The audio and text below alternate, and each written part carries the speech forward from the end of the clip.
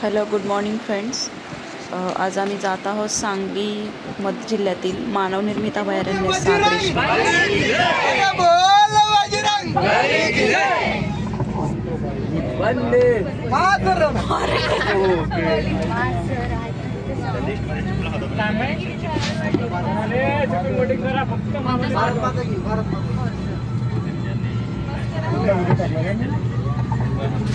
Good morning to all.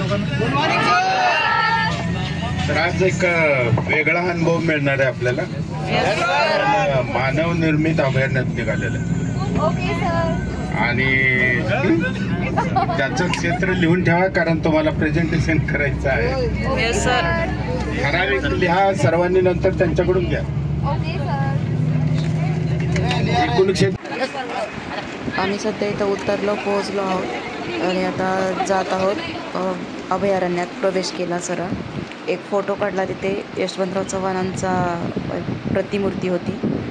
तर photo काढल्यानंतर थोडंसं समोर गेलो तर तिथे आम्हाला एक पाटी म्हणजे हे गेट दिसला. गेटच्या समोर गेल्यानंतर चालता चालता सर मला माहिती सांगत होते. तर रस्त्यात आम्हाला एक मस्त मोर आडवा गेला. तो खूपच सुंदर होता. त्याचं आम्ही दर्शन घेतलं आणि समोर जात होतो. तर इथे हे जंगल तुम्ही पाहू शकता. एकदम खुरटेत पद्धतीचे जंगल आहे की तिथे खडकाळ जमिनीत मानवनिर्मित केलेलं आहे. असे जंगल पाहता पाहता समोरून आम्हाला एक हरणांचं छान सुंदर कळप आडवा गेला. खूप छान हरणं होते, त्यात काही पिल्लंही होते. तर त्यांना पाहून खूपच आनंद झाला. झाडावर काही माकडेही होती. म्हणजे बंदर छान ते आमच्याकडे पाहत होते, आम्ही त्यांच्याकडे पाहत होतो. तर अशा प्रकारे छान आमचा अभ्यास दौरा चालू होता. सर मध्ये मध्ये माहिती सांगत होते, तर तेही तुम्ही ऐकू शकता. त्यानंतर जंगल पाहता पाहता सगळे थकून गेले होते, पण पाहण्याची उत्कर्षा इतकी होती की सर्वजण त्या धुंदीमध्ये जात होते. कोणाचे पाय नव्हते दुखत, हात नव्हते दुखत. तर हे पहा, एक मस्त ग्राउंड आहे जिथे वन्यजीव आपले चारा खातात.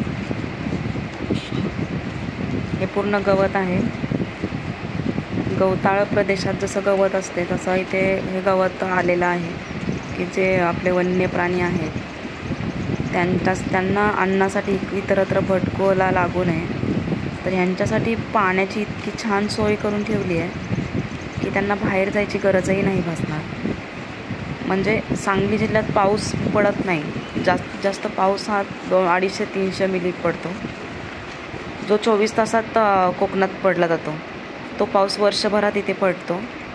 तर इतका कमी पावसातही इतकं छान पाण्याचं नियोजन केलेलं आहे. तर हे कृष्णा नदीचं पाणी तिथं पंप टाकून डोंगरावर आणलं आणि डोंगरावरून हा कॅनल त्या पुढच्या डोंगरावर गेला. तर हा कॅनल इथून आपल्या फॉरेस्टमधून गेला. आपल्याकडचे थोडे दूरदृष्टी लोकप्रतिनिधी असल्यामुळे दुष्काळी भागातलं आपलं हे अभयारण्य आहे. तर त्यांनी काय केलं, मग कॉन्झर्वेशन ॲक्ट खाली नोट टाकून दिली की ज्या ज्या वेळेला कॅनलला पाणी येईल त्यावेळेला कॅनलचं पाणी आपोआप आपल्या जंगलात येईल. तो हा पहिला प्रकार. पुढे भरपूर आहे आपल्याला. बघा, कॅनलला पाणी आलं बरोबर वॉटरहोलला पाणी. खास तुम्हाला टँकर आणायला. आणि जमिनीच्या खाली 40 सेंटीमीटर आहे. म्हणजे ह्या पिलरची एकूण उंची आहे 140 सेंटीमीटर. हो का पिलर दिसतो. हा प्रत्येक वर्षाला आपल्याला रंगवायचा असतो. चांगलं मिळेल. प्रत्येक वर्षाला आपल्याला रंगवायचा असतो आणि आपल्या कर्तव्यात आहे कंपल्सरी. किती सेंटीमीटर सर? जमिनीपासून वर 1 मीटर आणि जमिनीच्या खाली 40 सेंटीमीटर. म्हणजे एकूण पिलरची उंची झाली 140 सेंटीमीटर. आपण इंजिनिअरिंग मध्ये पाहिलं ना, हद्द निश्चिती करण्यासाठी क्लास 1 आणि क्लास 2 पिलर. प्रत्येक कॉर्नरला क्लास 1 येतं आणि इथून दिसेल असा क्लास 2 येईल. साधारण 50 मीटरवर पाहिजे. दिस इज बार्बेड वायर फेन्सिंग. हे बघा, हे अँगल आहे 40 बाय 40 चे आणि याच्यात किती लाईन आहेत? 1 2 3 4 5. हा, तेवढं 5 लाईन आहेत. हा, कधी कधी 7 लाईन पण असतात. आपण ते आता पाहिलं, रिसेंटली एक टॉपिक बघितला आपण तो. पण जंगलाला नेहमी चेन लिंक फेन्सिंगच करावं, हा कारण याच्यात आपले प्राणी जखमी होतात. चेन लिंक फेन्सिंग शेतकरी आहे, पलीकडे शेतकरी आहे, हो इकडं अभयारण्य आहे, दोघांचा संघर्ष होऊ नये चेन लिंक फेन्सिंग कॉरिडॉर थोडासा शिल्लक ठेवायचा प्राण्यांना इकडं तिकडं. फक्त आपला कॉरिडॉर हे जे करतात हद्द निश्चितीसाठी करतात. हा हा? हद्द निश्चित करणार. Pillar class 1 class barbed wire आहे. बारपेड वायर. आणि पलीकडचा आहे तो चेन लिंक फेन्सिंग आहे. साधारण मधलं अंतर 4 ते 5 मीटर आणि हे 5 ते 7 लाईन असतात हा, 7 लाईन राहतात. काटेच्या बाहेर. 7 लाईन. आणि असली फेन्सिंग आहे 5 वर्षानंतर एकदा कलर पाहिजे तर ह्याचं लाईफ वाढते, नाहीतर मग गडबड होते थोडी. कलर करावा लागतो अँगल आणि ह्याला सगळ्यात. पिलरला प्रत्येक वर्षी तुम्ही कलर करायचा आहे, त्याच्यावर पिलर क्रमांक, कंपार्टमेंट नंबर, गावाचं नाव आणि बाकीचं काय क्षेत्र माहिती असेल आणि हा काय असेल हा जे आहे जे रिझर्व्ह फॉरेस्ट आहे का प्रोटेक्टेड फॉरेस्ट आहे. आणि बाकीचं ज्या वेळेला तुम्ही इथं येणार आहे त्यावेळेला लाल शाईनं तारीख, म्हणजे याचा अर्थ तुम्ही कारण ती तारीख तुमच्या डायरीत असते, ते विसरायचं. हे कसं झाड आहे? हा शिसू आहे, सिसू. शिसम वेगळा आहे. दलबर्जिया सिसू. हा इट इज कॉल्ड दलबर. एकतर पाऊस पडला तर लगेच गवत येईल किंवा स्प्रिंकलर टाकतोय आपण. पाणी असलं स्प्रिंकलर पाणी टाकलं की हिरवं गवत कायमस्वरूपी राहते. आणि हा जो चर आहे हा 60 सेंटीमीटर रुंदीचा आहे, 45 सेंटीमीटर खोलीचा आहे आणि बाकी मोठे. येते वेळी उभा राहून सांगतो. आता तात्पुरतं वेगवेगळ्या भागात प्रादेशिक लसीची मुद्दाम हे करावं लागतं, रोज जाळावं लागतं चारा. सगळे हाय करा. हां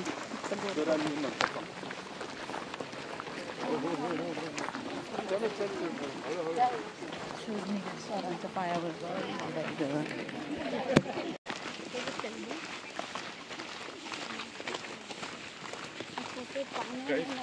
चांगले जे हे आहेत ना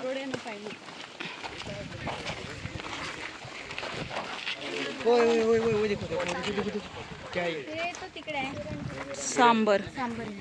सांबर नाही आहे रे. सांबर हो शिंगावाला होता. सांबर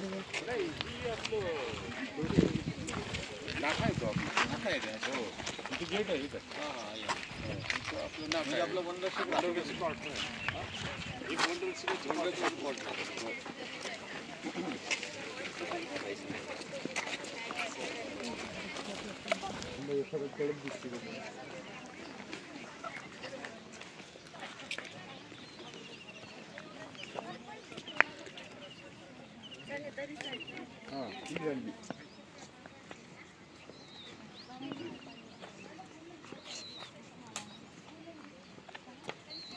आपलं पाण्याचे महत्व सांगतो.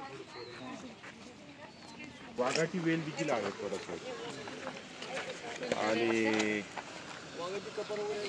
आहे बोर आहे. हा हिरवा दिसते तो कोणता झाड आहे सर? तो ग्लिरिशिडी आहे, गिरीपुष्प. आपल्या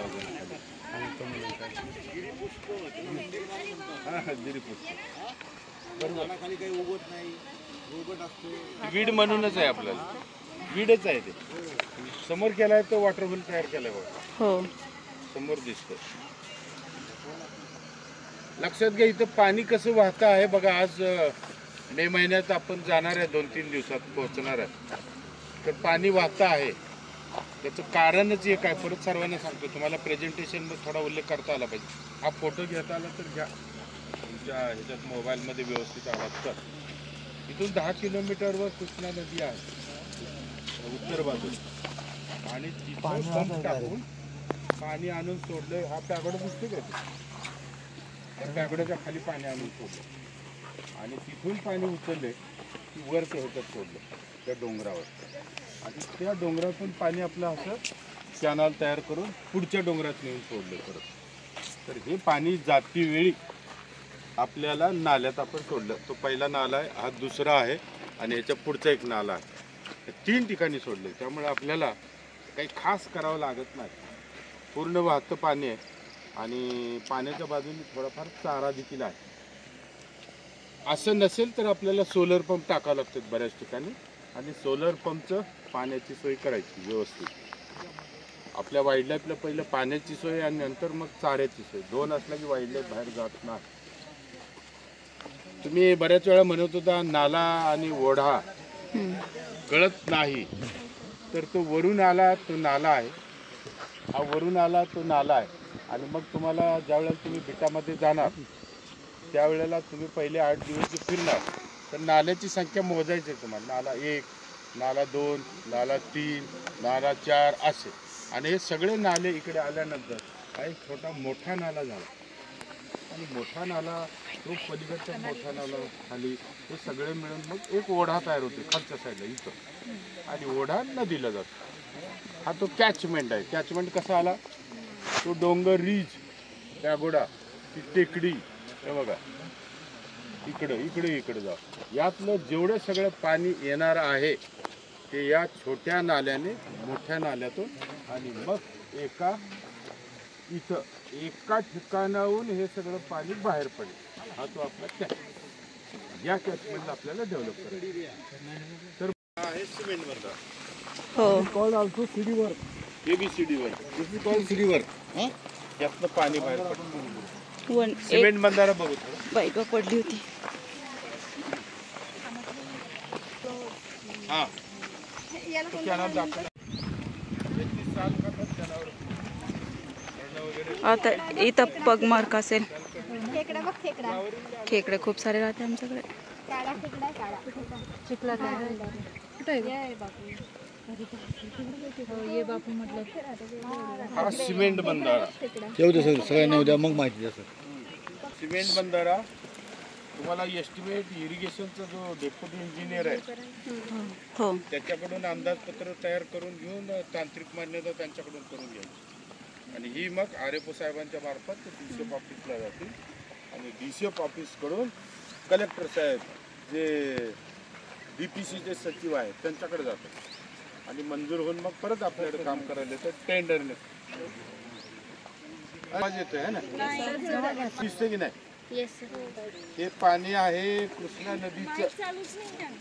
हे कृष्णा नदीचं, कारण कृष्णा नदीला पंप टाकलेले आहेत. तिथून पाणी या डोंगराच्या पायथ्याला आणलं. समोरचा डोंगर आहे तिथे आणि तिथून परत दुसरे पंप टाकून वर घेतलेलं आहे डोंगरावर पाणी आणि ते पाणी आपल्या जंगलातून एक कॅनॉल गेलेला आहे. ज्या वेळेला कॅनॉलला पाणी येईल त्यावेळेला आपल्या जंगलात पाणी असतं. किती पाणी आहे बघा.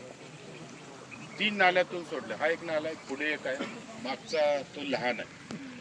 आणि असे स्ट्रक्चर आपल्याला आपल्या वाईल्ड लाईफमध्ये जिथं ज्या नाल्याला पाणी आहे या ठिकाणी सिमेंट बंधाऱ्याचे करायचे. आणि हा लहान नाला आहे, ज्या ठिकाणी पाणी कमी आहे त्या ठिकाणी माती बंधारे करायचे.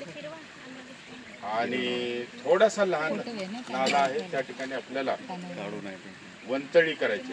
आणि वंतळ्याचा एकच मोठा फायदा आहे की डायरेक्ट आपण 10 फूट पाणी खाली नेतो आणि हे जमिनीत पाणी मुरलेलं मग 6 महिन्यानंतर कुठं शेतकऱ्याच्या बोरवेल असतील किंवा विहिरी आहे त्या भागात जातं किंवा आपल्या झाडांना देखील पाणी मिळतं. तर अशी स्ट्रक्चर तुम्हाला जंगलामध्ये तयार करायची आहे. मग याचं नाल्याची लांबी इथलं बघा, वर 2 फुटाची रुंदी आहे त्याची या सिमेंट बंधाऱ्याची आणि खाली जवळपास 3.5 फूट रुंदी आहे खाली. त्याला उसी म्हणून असते, म्हणजे वरनं पाणी डायरेक्ट जमिनीवरनं पडता ओव्हरफ्लो होते. हा, ते पाणी त्या ठिकाणी RCCच काम केलेलं आहे खालच्या साईडला, म्हणजे झीज होत नाही. म्हणजे हा इंजिनिअरिंगचा सुद्धा विषय आहे. आहे हा इंजिनिअरिंगचा सुद्धा विषय आहे. हे सिमेंट कॉन्क्रीट मध्ये केलेलं आहे की नाही. तर जो पहिला पाया घातला नाल्यामध्ये, पाया खोदलेला आहे पहिले. हा, इस्टिमेट असतं तुम्हाला लगेच डिटेल सांगितलं असतं हा एवढ्या रुंदीचा पाया होता. अंदाजे सांगा. हा, तर वरती साधारणपणे 2 फूट उंची आहे आणि असं उतरतं टेपर दोन्ही बाजूला त्याला उतार गेलेला आहे खाली पायापर्यंत आणि ते पूर्ण सिमेंट कॉन्क्रीट मध्ये बांधून आणलेलं आहे. आणि याला बघा, हा ओव्हरफ्लो टाईप आहे. काही ठिकाणी काही सिमेंट बंधारे किंवा मातीचे बंधारे असतात त्याला सांडवा काढलेला असतो. याला सांडवा नाही आहे. दिसतो का सांडवा तुम्हाला? बाजूनी पाणी काढून देतात, बरोबर. तर हा ओव्हरफ्लो टाईपचा बंधारा आहे. म्हणजे पाणी फुल झाल्यानंतर याचं पाणी वरून खाली जातं आणि ही पाण्याची पातळी मेंटेन केली जाते. शक्यतो एवढी उन्हाळ्यामध्ये काय सतत जर पाणी येत असेल तर ते भरून राहणार एवढं भरून राहते. हा, आणि जर उन्हाळ्यामध्ये प्रश्न आला तर ते पाणी आटत आटत खाली जाते, बरोबर. पण हा जर पाणी पुरवठा सतत असेल तर हा भरून राहणार काय. म्हणजे वाईल्ड लाईफच्या दृष्टीने ही चांगली गोष्ट आहे की नाही. नेहमी पाणी राहणार. तर हे आपण पुढे शिकणार आहोत. याची PCC कशी करायची, याची हाईट किती घ्यायची, याची रुंदी किती घ्यायची, पाया कितीचा खोदायचा, कुठपर्यंत खोदायचा, हे पण सगळं आपण बंधाऱ्याच्या एक चॅप्टरमध्ये शिकणार आहोत. हा एक इंजिनिअरिंगचा भाग आहे. दोन्ही अँगलने, JFMच्या दृष्टीनं बघा, वाईल्ड लाईफच्या दृष्टीनं बघा, आणि ही कामं आपल्याला स्वतः करायची आहेत. म्हणजे असे बंधारे आपल्याला जंगलामध्ये बांधायचे आहेत. म्हणजे तुम्ही फील्डमध्ये गेल्यानंतर अशा प्रकारची कामं तुम्हाला करावी लागणार आहे. म्हणून ही आत्तापासून याची माहिती घ्या, माहिती करून घ्या. टॉप किती असतो, बॉटम किती असतो, लांबी किती असते, त्याचं प्रपोर्शन काय असतं, लांबी आणि रुंदीचं गुणोत्तर काय असतं, त्या बाबी बारकाईने थोडंसं बघायचे. तर वाईल्ड लाईफच्या दृष्टीने याचं महत्त्व आहे, बांधकामाच्या दृष्टीने तुम्हाला महत्त्व आहे याचं, आणि JFMमध्ये सुद्धा महत्त्व आहे. सगळ्याच अँगलमधून आहे. Not even one subject. Engineering हा एकच विषय नाही, तर बाकी सगळे विषय आहे. हां 15 मीटर असेल अंदाजे. हां, उंची 1.5 मीटर आहे ती, आणि खाली 3.5 मीटर खाली रुंदी आहे. हे 2 पिलर बांधले बघा, खालपासून वरपर्यंत आणले असतील ते सपोर्टसाठी, आणि मध्ये वॉल बांधलेली सिमेंट कॉन्क्रीट. ती पूर्ण PCC केलेली त्याने, RCC त्याला म्हणतो आपण, रिइन्फोर्स्ड सिमेंट कॉन्क्रीट. काय म्हणतो, सलोहो. काय सलोहो, काय मराठीत काय म्हणतात त्याला? हां हां सलोहो, सलोहो सिमेंट कॉन्क्रीट, बरोबर ना. तर त्याच्यामध्ये बार टाकून गेलेले ते, आणि पिलर तर ऑलरेडी दिसतात तुझे त्या मापाचे सपोर्टिंग पिलर्स आहेत. सिमेंट बंधारे दगडी बंधारे असतात तसेच हे सिमेंट बंधारे. बंधारे तुम्हाला जातेवेळी दाखवणार आहे. आणि आपण खालच्या बाजूला इथं बघितलं ते पाणी जे जातं. आता आपण रस्त्याने वरून आलो ते CD work, closed drainage work, बरोबर आहे. ते पण कसं तयार करायचं हे सुद्धा आपण शिकणार आहोत. पण आता हे तुम्हाला इथं बघायला मिळेल, तुम्हाला कसं केलंय, काय केलंय, समजणं सोपं जातं. हां, समजायला सोपं जातं. ओके. भरपूर माती नालाबांध, भरपूर वंतळी आहेत, चाऱ्यालाही कमी येत नाही. आणि तुमच्या जनावरांना वाईल्ड लाईफला चारा आणि पाणी असेल तर शेतात काही असलं तर जात नाही, कारण त्याला माहिती आहे माझ्याकडे मी कशाला दुसऱ्याकडे जायला पाहिजे. त्यामुळे संघर्ष आपोआप कमी येतो आहे ना. चला, आपल्या लांबचा प्रवास आहे. तुम्हाला काय वाटतं? या जंगलामध्ये सगळ्या प्रकारचे वनस्पती असं तुम्ही म्हणाल, बरोबर की नाही. तर चांगलं आणि समृद्ध जंगल कशाला म्हणायचं, तर ज्या जंगलामध्ये वाघ राहतो, ज्या जंगलामध्ये वाघ राहतो त्या जंगलाला समृद्ध जंगल म्हणायचं. कारण वाघ ज्यावेळी जंगलात राहतो त्यावेळी बाकीचे इकोसिस्टम जे आहे, जैवविविधता ही टॉप टू बॉटम डेव्हलप झालेली असते, विकसित झालेली असते, बरोबर. ही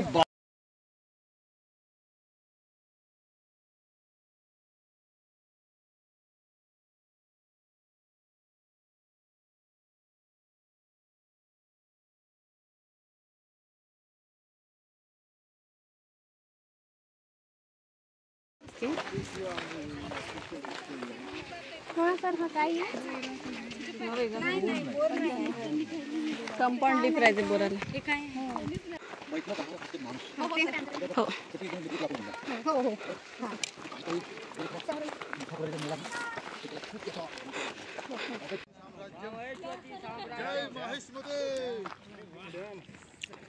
कृष्णा नदी आहे, कृष्णा नदी.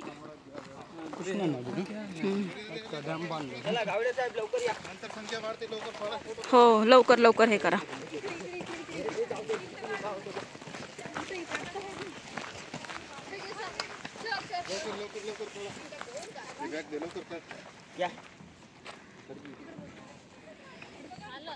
झालं का? या इधर या.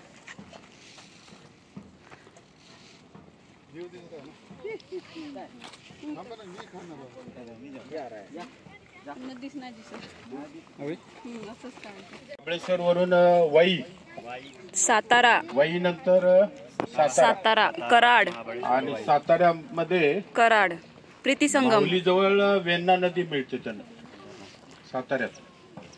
साताऱ्यातून येते कराडला. कराडला परत कोयना नदीचा संगम आहे. ही कृष्णा आणि कोयना बघा वरती कृष्णेला मिळाली पहिली वेण्णा, नंतर येऊन मिळाली उरमोडी आणि नंतर येऊन भेटली परत कोयना. आणि या नद्यांना घेऊन ही कृष्णामाई आता इथं ताकारीमध्ये आणि एवढा मोठा तिचा कर्व असतोय. ही समोर पांढरगाव दिसते की नाही,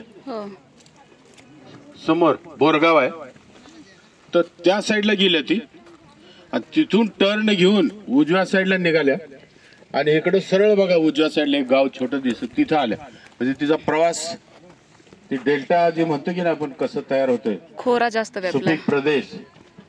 आणि हे जे नेकलेस जो आहे गळ्यातला नेकलेस तसा तिचा आकार बघा टर्न झालेला पूर्ण फिरती जाते. आणि या कृष्णा नदीचा महाबळेश्वर ते 100 किलोमीटर प्रवास करते आणि ही 1400 किलोमीटर महाराष्ट्र, कर्नाटक आणि तेलंगणा 3 राज्याला एक समृद्ध भाग जो बनवलेला आहे नदीनं. तुम्ही समोर शेती बघा, कुठेही तुम्हाला शिल्लक रिकामी दुधारी दुधारी दह्यारी ताकारी तुपारी. शत्रुघ्न सुशीला सखन खैर. जंगल असं किती सुंदर दिसत पूर्ण पाय ना अजिबात काहीच जंगल. आपल्याला झाड लावा म्हणते.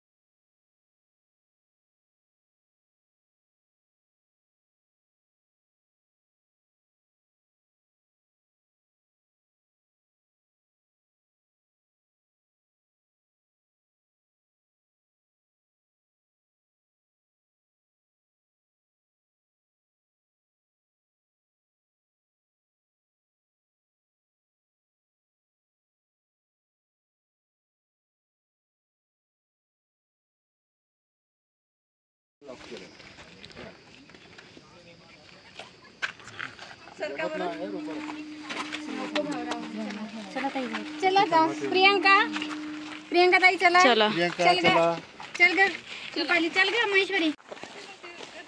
जंगलातच फिरायला लागले या की कधी फिरत रोज जेवायला कधी दुपारी असं. रस्ते आपण आपला जो सफारी आहे हो किंवा पर्यटन आपल्याला रात्रीच्या वेळेला वगैरे गस्त घालणे पेट्रोलिंग त्याच्यासाठी आपल्याकडे भरपूर रस्ते करतोय. आपल्या अभयारण्यात आहे किंवा हो त्याच्यात देखील आहे प्रादेशिक. आपल्याला काम करायला कॉन्झर्वेशन ऍक्टचा भंग नाही. हेच बाहेरचं एखादं जेसीबी आलं तर त्याच्या आपण गुन्हा